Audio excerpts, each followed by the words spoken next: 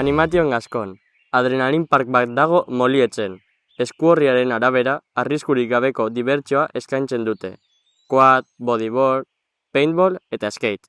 Enpresa ekitaldiak, urteurrenak edota agur afariak ospatzeko gune ezin hobea. Egunero ordu 2:00 7:00. Apiriletik irailera bitartean. Gutxieneko adina 14 urte. Zabalik balego, emek primeran pasatuko luke hemen. Ume samarra da eta.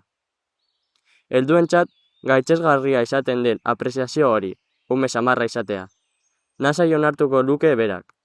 Jakin egin behar da, ume izaten, heldua izan arren, esango luke zergatik ez. Ia egunero ikusten ditut alga biltzaileak, Josegor aldetik etortzen da talde bat oinez, aldamenean traktorea.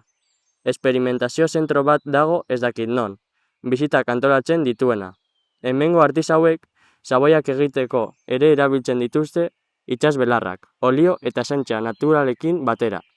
Baten batzuk lortu behar nituzke itzultzen naizenean lagunen artean banatzeko. Mediatekara eginiko sartu biten batean ikusi dut afisa bat.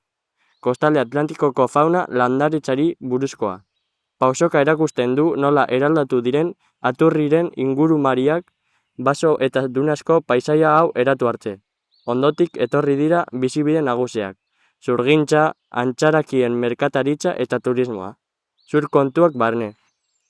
Paradisua emerentzat, surflari zahar beti gaztearentzat. Olatuaren gaina hartzean munduan egoteko modu bat berarentzat.